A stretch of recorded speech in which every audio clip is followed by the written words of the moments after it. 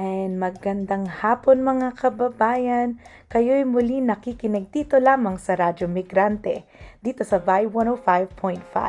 Samahan niyo po kami sa ating episode for this week, episode 67, ngayon July 14. At ako po ang iyong host, si Ems, na magbibigay sa inyo ng anong nangyayari sa ating komunidad dito sa Toronto at sa Pilipinas. Kamusta naman po kayo? I hope you are enjoying your weekend. And it is only me for today, but nevertheless, marami pa rin tayong malulubugan na mga usapan at mabaliktanaw ng past interviews. So, not only are we bringing you one top news, we're actually going to be talking about two top news for this week.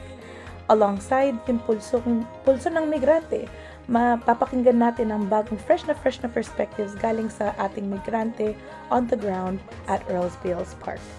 And last but not least, magbabalik tanaw tayo para sa Pinoy Tayo episode, where Vibe 105 actually featured ang episodes, two-parter episodes of the Justice for Mushroom Workers that was aired in 2019.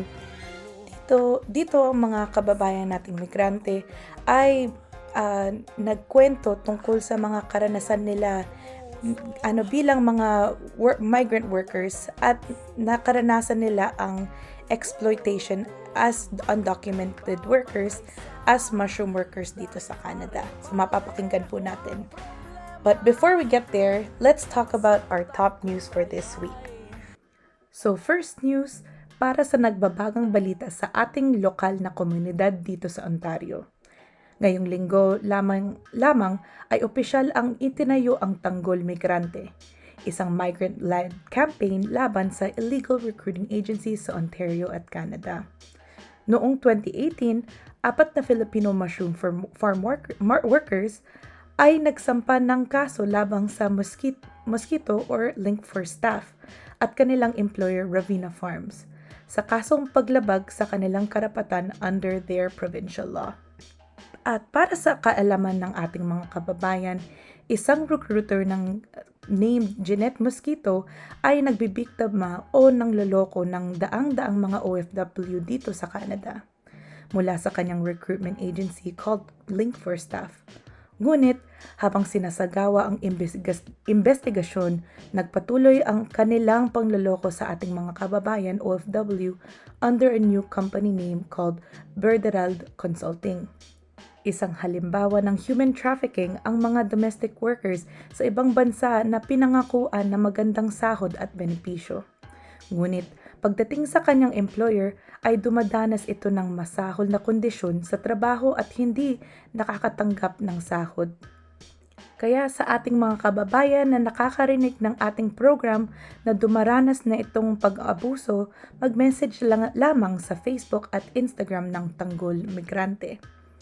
And also note that the Philippine Consulate know that ang Link for Staff ay nang loloko at nagbibiktima ng mga kababayan natin no OFW dito sa Canada. Pero nakikita pa rin natin kahit na-condemn na sila at mayroon ng warning, nag-continue pa rin ang panloloko nila through the name of Berderald Consulting. At mga karadmig, 'di ba sinabi natin kanina, mapapakinggan natin ang mga karanasan ng mga 4 Filipino mushroom workers. Sila ang naging biktima din ng Link for Staff. And mapapakinggan natin ang karanasan ng mga kababayan nating migrant workers na nag-work for Ravine Farms in our Pinoy Tayo segment later on in this episode. At sa susunod naman sa ating news, sa Pilipinas, Vice President Sara Duterte nagbitiw sa pwesto bilang kalihim ng Department of Education. Bukod sa pagiging miyembro ng kabinete, nagbitiw din si Vice President Duterte bilang Vice Chairman ng National Task Force to End Local Communist Armed Conflict or also known as NTF-ELCAC. Tumanggi ang Vice Presidente na sabihin ang dahilan ng kanyang pag-resign bilang cabinet member. At para sa ating mga listeners, mga kababayan, nangangamoy hidwaan naman ito sa kanilang alyansang quote-unquote uniteam kabilang si President Marcos Jr. Sa mga nakikinig sa atin ngayon, anong masasabi niyo dito? At dyan po nagtatapos ang ating top news for this week. Nakikinig lamang po kayo dito sa Radyo Migrante Vibe 105.5 FM. At para sa ating pulsong segment for this week, masasama pa at mapapakinggan natin ang mga saloobin ng ating mga kababayan sa Toronto. Pakinggan po natin. For me, the West Philippine Sea ay masyadong delikado, no? Very volatile. Very intense ang kanyang sitwasyon ngayon dahil alam mo na, ang China ayaw nilang kilalanin ang pinalabas na desisyon ng arbitrary na nagpapatunay ng Pilipinas ay nanalo sa arbitrasyon, no? At alam natin ang China ay isa sa pinakamalakas na bansa at gusto niyang kunin o kamkamin ang lahat ng kayamanan dahil nga sa papalaki nilang populasyon. So wala silang ibang dahilan o wala silang pakina dahil kailangan na nila ang mga natural resources para sa kanilang mga mamamayan. Kaya gusto nilang kunin ang mga isla na nasa Spratly Island na mayaman sa mga natural resources.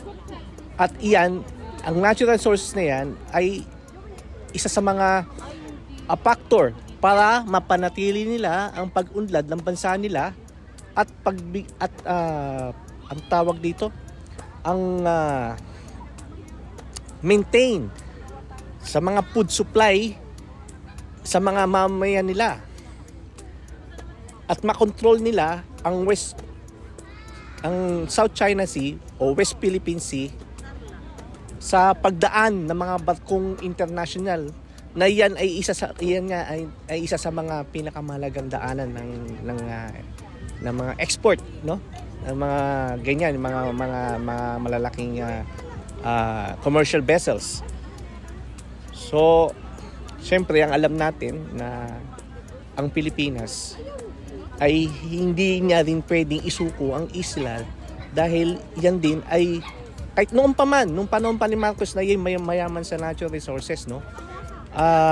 Kailangan niyang ipaglaban dahil once na bibigay nito ang isla sa mga Chino, mga Chinese, ay ang ating future generation naman ang mahihirapan. Hindi lang naman tayo mismo na ngayong henerasyon ngayon, kundi ang mga future generations natin.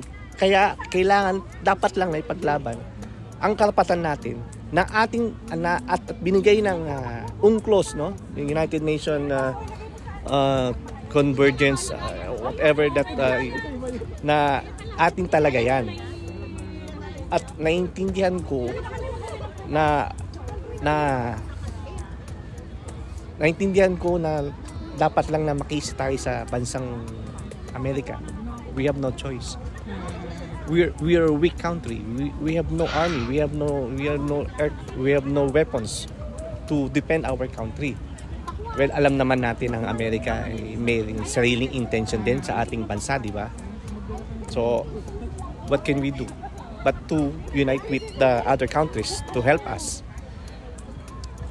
Yang intention na yan ay talagang delikado para sa atin. Pwedeng sumabog yan anytime. Pero ako'y believe sa ating gobyerno dahil kahit ano pa man na panghaharas ng mga Chino sa ating mga vessels o sa ating mga personnel na hindi sila talagang pumapatol sa kanilang pagbobomba ng tubig, pagpabangga sa mga barko natin, at ipakita nila na tayo isang bansang makadiplomasya. At hopefully sana wag sumabog ang gera dahil una-una ang nuclear anytime pwedeng gamitin yan sa bansa natin. So maraming mga Pilipino nating mamamayan. At hopefully pagdasal natin na lang na sana wag sumabog ang gera. Ayun lang. Maraming Yung tanong ko sa West Philippine Sea, bakit hinahayaan ng government natin na tratuhin tayo ng China ng ganun-ganun na lang sarili nating sakop na dagat? Bakit hindi sila hinahayaan nila yung mga, mostly nga daw yung mga mangingisda, tinataboy ng mga malalaking barko ng incheck, mga Chinese. Para lang, alam mo naman mangingisda, doon nagkukuha ng mga isda. Bakit binobomba ng yung mga water pump? Bakit hindi ginagawa ng action? Yung mga Coast Guard din, hindi man lang pinoprotektahan yung mga mangingisda sa ganun. Yun yung mga tanong. Bakit, ang tanong, isa din sa tanong ko, bakit napili ng China ang pwesto ng Philippine Sea? Ang ano ko naman dyan is, first conclusion ko, kasi nga mayaman yung West Philippine Sea sa sinasabi nilang natural gas. Meron din iba nagkasabi is ideal spot siya for if ever magkaroon ng war, magiging para siyang air base or water base ng kung sino man yung makakakuha, China ba o US. So, strategic. Ang una kong worry, syempre, yung mga taong malapit doon sa West Philippine Sea. Una, trabaho nila, nawawala, mangingisda. Maraming ang nagpuminto na lang. Iba, binenta na yung bangka. Kasi nga, hindi na sila makapangisda doon sa around West Philippine Sea kasi nga hinaharangan ng China. Pag nawalan sila ng trabaho, pwedeng worst mangyari, pwede sila magnakaw na lang, gagawa ng krimen. Kung yun yung maiisip nila. Tapos, kung magkaroon naman ng conflict, mag-start ang war, kawawa din talaga ang Pilipinas. Yun yung isa sa iniisip ko. Walang nananalo sa gera, wala naman both parties may mawawala at mawawala eh. Pero bakit gusto nila nun? Kasi meron nga daw, once sino manalo, masasabihin siya ang malakas. So siya magiging powerful sa mundo. Ewan ko, ganun siguro talaga. At yan po mga kababayan at mga karadmig, yan ang ating pulsong segment sa linggo nito. Maraming salamat sa lahat ng nagbahagi ng kanilang opinion at karanasan. Nakarelate ba kayo dito mga kababayan? At patuloy po kayong dito nakikinig sa Radyo Migrante dito sa Toronto's Best Filipino Community Program, Vibe 105. Ang kahirapan ang dahilan ng pagkakalayo. Tanda ko pa noong ako'y lumisan sa tahanan kong mahal. Bitbit ko'y maletang puno ng pag-asa ng kinabukasan. Bumuhos ang ulan habang nagpapaalam sa puno ng pagmamahalan. Dibdib ko'y entablado ng lungkot at pangamba habang papalayo. Ang kahirapan ang dahilan ng pagkakalayo. Sa bayang sinilangan ng pangarap ay bigo. Ang maayang bukas at naiiwang landas, sana'y muling magtagbo. Panaghoy ng migrante.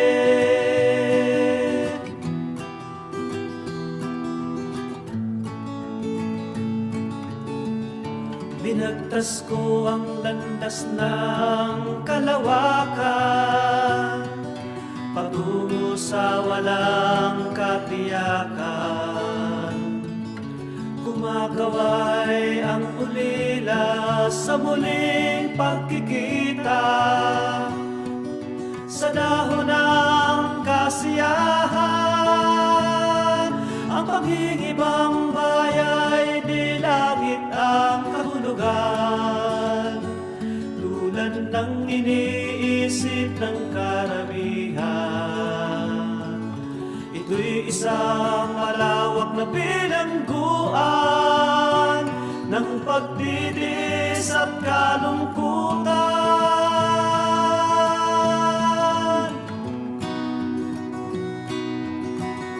Pumipiglas sa katotohanan, sumisigaw sa lansangan. Kung nais mo'y malayang bukas, halina't lumahok sa pagbabalikwas. Ang kahirapan ang dahilan ng pagkakalayo sa bayang sinilangan ng pangarap ay bigo. Ang maayang bukas at naiwang landas, sana'y muling magtagpo. Ito ang palaghoy ng migrante. Ito ang palaghoy ng migranteng Pinoy.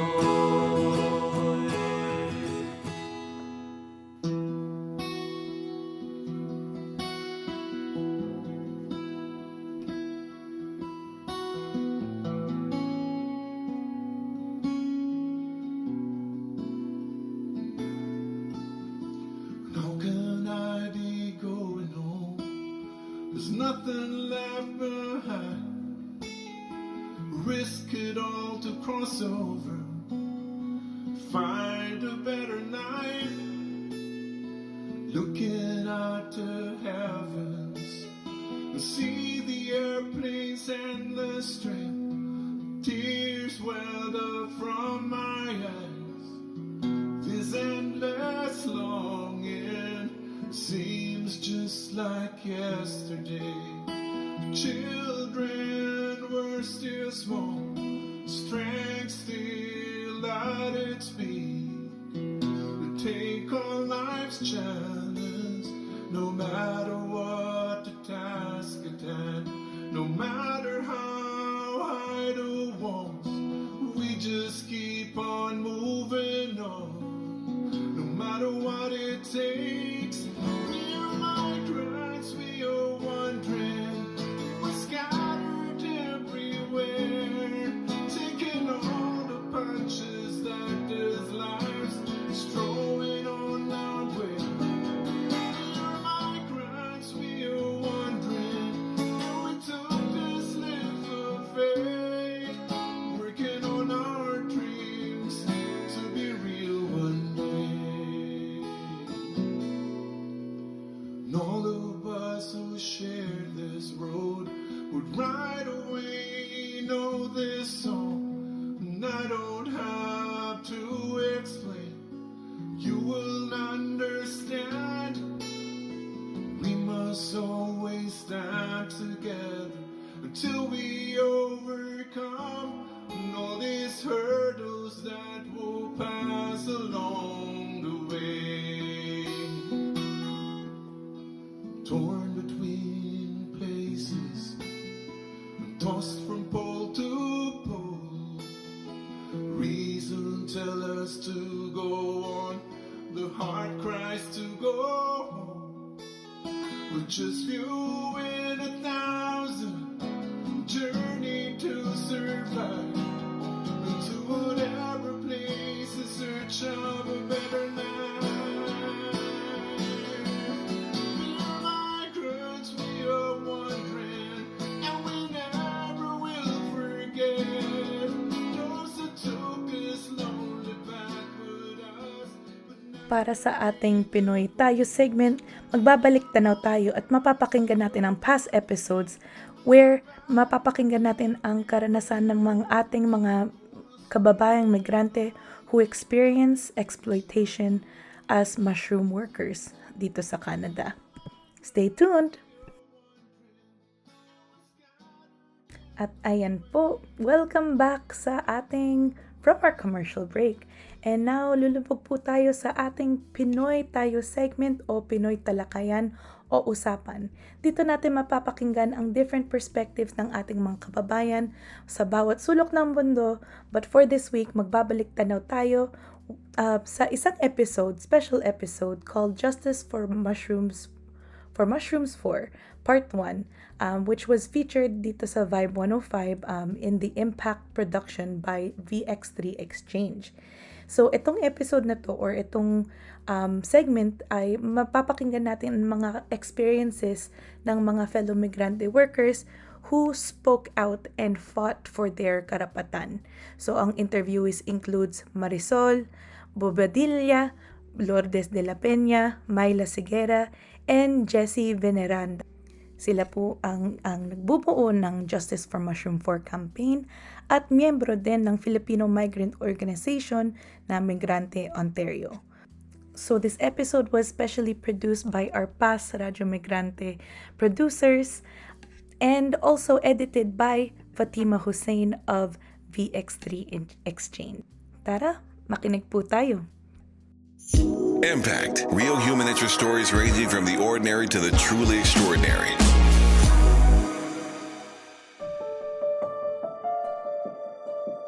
Hello, this is Rhea Gamana, and you're listening to Impact, the program which introduces you to extraordinary human interest stories from around Canada. The precarious conditions of migrant workers have worsened in Canada for years now. They are afraid to complain due to their status, given that they might get deported and are unable to get the protection they need. There have been discussions by advocates of policy changes to protect them. We will hear from 4 Filipino workers who work at a mushroom farm in Ontario and their reasons why they came out to the public. My name is Marisol Bobadilla. I am a OFW in Taiwan before I came in here in Canada on May 2012. I work in a peace plant worker and then I recruited up here in Toronto as a mushroom picker. When I came here into Canada, I'm so excited. I feel happy because I can earn money to support my family back home, my children back home. My first day experience is very unsafe, very dangerous because I have no idea how to pick the mushroom. That is my first day. I came here in Toronto to restore my working permit, so I have to learn how to pick the mushroom. So on the first day, it is a very hard when you are in the first time to pick mushroom. As a worker without working permit, without legal status here in Canada, I want to complain, but I'm scared. Like other worker there, we keep silence and we continue to work. Even we have no OHIP, we have no protection. We want to earn money. We keep working. Even the condition in farm is unsafe. I start working as a mushroom picker on December 2014 until August 2017. Regret because the agency who brought me in farm is the one who put me in this situation. I lost a lot of opportunity to go back home. I regret when I found that the agency who brought me in farm gave me a struggle in my life and lost my everything, lost my opportunity here to stay in Canada as a legal worker. I don't know the exact minimum here in Toronto, but I know that they didn't pay me as in a standard of minimum wages. I'm not happy. I'm not contented as a worker because in farm I want to tell to the government, I want to be aware the Canadian public that in farm most of all the worker there is only a temporary. For us, for me, we have no choice. We have no choice because we want a working permit, we want to work legally. Even the job is very hard. You have to wake up early in the morning. Like me, I woke up around 4 in the morning and start picking mushroom around 5 in the morning. I experienced once lived in one house that with 5 person in one room. I experienced how to line to go to shower, to use shower because we are 17 people in one house. So I'm not happy, I'm not contented, but I have no choice that time. I want a job and I want earn money. I have to support my children back home even I'm not happy. I used to tell to my family back home, but there's a limit. I didn't tell them that I experienced how to grab the mushroom. I didn't tell that when after work I can't eat because I'm tired. The sad part that I experienced, I didn't tell them. I don't want that my family back home feel sorry. I don't want that my children feel unhappy for me. I only tell that I pick mushroom. I lied with them. I didn't tell all the story behind when I'm starting working in farm. I'm tired. I feel I'm a criminal. My purpose, our purpose, is to came here to Canada, is to earn money to support my family because back home we have no job there. We can bring my children in school. We can bring my mother, father in the hospital. We can afford, but I tired to work and to feel that why there's some people take advantage for the person, for the worker like us. I wanna tell to Canadian public, I wanna tell to everyone that your awareness that there's a story, there's a worker that like what I say, that people don't know. There's a big problem. There's a sad story that being a mushroom picker that they don't know. But we as a worker, we don't want to be like this. We don't want to end this situation, but we have no choice. So I came out because we're just simple. We want only to work as a legal, not undocumented. Anong klaseng bayani ang inyong sinasabi sa dyaryo at TV? Ipinagmamalaki, di namin kailangang tawaging ganito. Di namin kailangan ang papuri ninyo. Kailangan namin ay respeto. Kailangan namin ay respeto bilang tao. My name is Jesse Benranda from the Philippines. From Taiwan, my friend contacted me that if I'm willing to work in Canada. Then I said yes, and then they process all the papers, all the documents like the LMO sent to Taiwan. That time I have only 1 month left my contract in Taiwan, so I need to forward my documents to Hong Kong because that time Taiwan is don't have a Canadian embassy. When my contract finished in Taiwan, I go back home to the Philippines, and January 2013, I received an email from Canadian Embassy that they need my passport for the visa. I go to the Hong Kong to bring personally my passport. First, when I arrived in Canada, I'm happy because my dream come true. At the agency brought me to another farm. I start working a week before. I start working that. Then they process my new work permit. I'm waited for 1 week before I start my work in the farm because farm is indoor, so the inside is slippery. Then you need to use the lorry so that you can pick the mushroom on the top from the third bed until 6th bed. So you need to use the lorry. The condition in mushroom farm is dangerous and unsafe because sometimes the floor is slippery, and then sometimes the machinery using for picking mushroom is sometimes is not in a good function. They didn't give a proper training for all the mushroom pickers.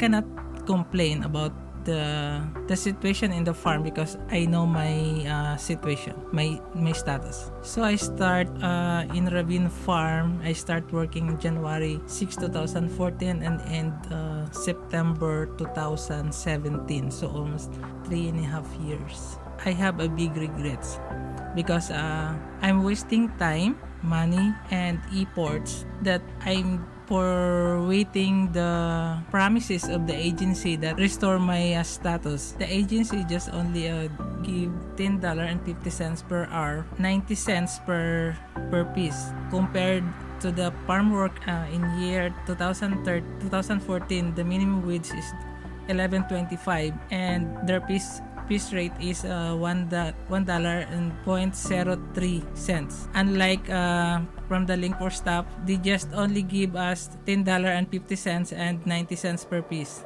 I felt bad. I felt angry. I feel down because sometimes I think why I stay longer in that farm and why I stay longer under the agency. If I go outside and find another job, maybe it's not happen to me like this situation. To my wife and to my children, first, I miss you so much, guys. Even I don't watch you in your growing up. Papa work hard here for you, so that I can give you a better future. TM and Tef, please guide your baby brother. I miss you so much and I love you. Just free for me that I can restore my status, and the Canadian government give me another chance so that if I am a permanent resident here in Canada, then I can bring you here. To my wife, always pray and be strong always. We come out because I believe this is the right time to give the awareness not only for the G4M for victims of the agency, but for the awareness of all migrant workers that some agencies exist already here in Canada. Their wrong practices, they exploit all the other migrant workers. So this is not for the G4M for victims, it's also for the migrant workers. My name is Myla Seguera. I worked in Taiwan before I came here to Canada on February 25, 2013. I came here with legal status at mushroom worker, Camp Belleville. Well, and after that, I went to Saskatchewan for a better opportunity to become a permanent residency. But the owner in Saskatchewan cannot apply the LMO because of the food industry crisis. So she sent me back in Toronto on December 30, 2013, and I met on January 2, 2014. Offer me first the caregiver. They give me two options for the work: the mushroom picker or the caregiver. I choose the mushroom worker because she said they have already LMO that time. My working condition in mushroom farm is very unsafe and sometimes dangerous. We have long working hours because we start at 5 o'clock in the morning and we finish at 11 in the evening. I told to my supervisor that it's already unsafe and dangerous because the health of any worker in mushroom farm. They say we cannot do anything. I worked for more than 2 years and a half, and I regret because I lost my chance to get a legal status because the agency told me that I can get the LMO. We keep on asking the agency about the status of our work permit, our LMO, and the agency told us it's on processing and keep on working. We trust the agency even we don't have a legal status. We keep on working at even though we're scared because somebody may know about our status and they will tell it to the CBSA, but still we keep going. And then they keep on promising me that after 24 months I can apply the permanent residency. I got a refusal letter from the CIC telling me that that my application was denied or refused. And last year, 2018, I found out that I am not eligible to apply for the permanent residency. It was maybe a mistake of an officer. They will find out or they will figure out what will happen. I was scared and afraid because I have the wrongdoings of working here in Canada. It's because of the advice, and we were vulnerable that time and we don't know where to go. go. I told to my family, my sisters, and my mother. They were so scared also, and they were upset about my situation. I told them if I go home, I will not be able to support my mother, who is a stroke patient today. I'm afraid to go back home because there's no work waiting for me there because of my sexual orientation. Here in Canada, they accept me. I can be what I am. That's why I want to stay here in Canada. We're tired of hiding. It's like we're playing hide and seek to any authorities because we are afraid to be caught by the authority working without papers or without status or legal status. And I want also to be aware because so many agencies, they are doing like this. They put us in the situation like this. We don't want to be like this. We don't want to be an undocumented. We don't want to be out of status. But this is what's happening to us because of those misleading recruitment and agency.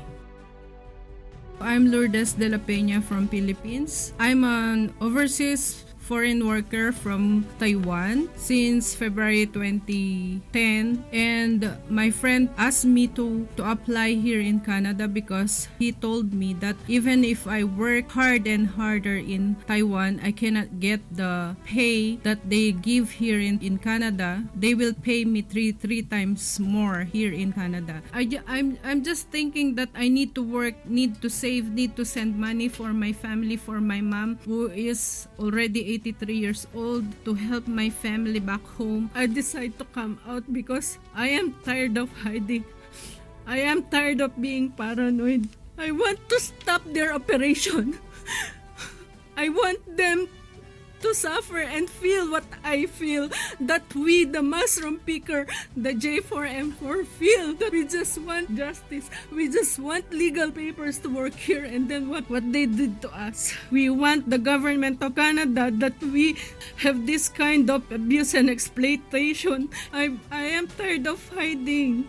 We want every Canadian people and all the migrant workers to be aware of the abuses that we migrant workers experience, to be heard by the government, and they must do something about it. Not just for us, the justice, the J4M4 or the justice for mushroom, but for all the migrant workers that suffers and still hiding. This is not for us. This is for all of us. So speak up, migrant workers who suffers like this. We don't deserve to be abused. We just want legal papers to work with this country. Anong klaseng bayani ang inyong sinasabi? Kayong naging sanhi ng aming pagkaapi. Tigilan na ninyo ang pagkukunwari at kami hindi na palolokong muli. Natututo na kaming lumaban, matututo pa kaming lumaban. Ngunit hanggang ngayon'y nagbubulag-bulagan. Kayong naririyan sa pamahalaan. Maglingkod kayo, mga walang pakialam. Sa aming paggawa ay nakikinabang. Ngunit hanggang ngayon'y nagbubulag-bulagan. Kayong naririyan sa pamahalaan. Maghanda na kayo, mga walang pakialam. Migranteng Pilipino ngayon lumalaban. Migranteng Pilipino ngayon lumalaban.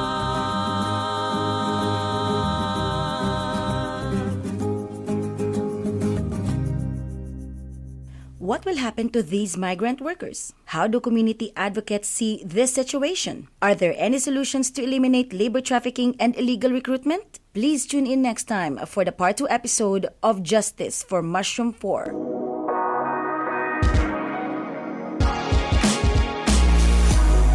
Impact is a production of VX3 Exchange, featuring the stories of extraordinary people, sharing their stories again and again at vx3exchange.com or our social platforms at VX3 Exchange. Alam ko bitin ang episode or segment nito. And meron pong part 2 which we hope we can play for you for next week. Pero dito po ngayon nagtatapos ang Pinoy Talakayan at Usapan o Pinoy Tayo. Maraming salamat sa pagtuloy nagpagsubaybay sa ating segment na to. Nakikinig dito lamang po kayo sa Radyo Migrante ng Vibe 105.5 FM. And, syempre, to stay updated sa happenings sa ating community, narito ang mga events at announcements for this upcoming week. On Monday, malapit na to, may call for art submissions from migrants and international students. May submissions are being accepted from all disciplines. Pwede kayong mag-share ng tula, performances, pictures, illustrations, or even moving images. Mag-submit lang po ang proposed work nyo sa wahc-museum.ca/submissions. So, magiging parte, kung napili po kayo, magiging parte po ng art nyo po or yun sining nyo po, it will be included in a community gallery exhibition this fall on October 26. Again, yung deadline ay on Monday. And sa Tuesday naman, hosted by CPSO, on Tuesday, July 16, join CPSO at St. Luke's United Church, 353 Sherbourne Street, or on Zoom para sa report back on ng ganap na International People's Tribunal that was held in Belgium noong May 2024. Dito, ang mga attendees ng International People's Tribunal will speak on the guilty verdict and ways na paano sa Toronto pwede natin isuporta ang mga kababayan natin Pilipino para sa laban ng just and lasting peace sa Pilipinas. Register dito sa tinyurl.com/IPT July 16. And for the upcoming week, next week on July 21, the People's State of the Nation will be at Bathurst and Wilson Parket. Date will be announced and determined soon. Isa itong aksyon ng mga progresibong organisasyon kung saan ang iba't-iba't na sektor magbibigay ng report patungkol sa tunay na kalagayan at kondisyon nila sa ilalim ng pangalawang taon ni President Marcos Jr. Alamin natin ang karanasan at pangangailangan ng ating mga kababayan ng migrante, kababaihan, kabataan, manggagawa at magsasaka at iba pa. And that is our community announcements. And if interesado po kayo na maging bahagi ng Radyo Migrante, halina't at sumali sa Radyo Migrante Collective. Message nyo lang po kami sa aming social media accounts. Madali lang po kaming hanapin. And mga kababayan, mga karadmig, dito nagtatapos na naman ang isang makabuluhang episode ng Radyo Migrante. I really enjoy my time na magkakwentuhan tayo. And I really hope na ipagpatuloy natin to next week kung saan mapag-uusapan natin ang iba't balita at kwentuhan dito sa Vibe 105.5 FM. At sa tulong ng mga kababayan natin na bumubuo ng Radyo Migrante, sa kay Carl Ramirez para sa kantang Migranteng Pilipino, at higit po sa lahat sa inyo pong nakikinig sa amin dito sa radyo tuwing linggo mula alas 1 hanggang alas 2 ng umaga. Ay, hapon pala. Maraming salamat po. And see you next week. At hanggang sa susunod mga kababayan, muli mabuhay po kayo at mabuhay ang bayang Pilipinas.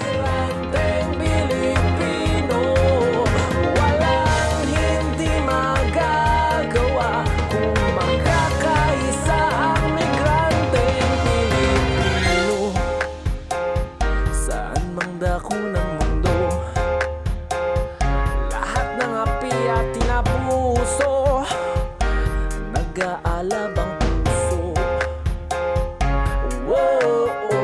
Magkakaiba, magkaisa, dahil pare-pareho ang problema. Mas matatag kung tayo ay magsasama sa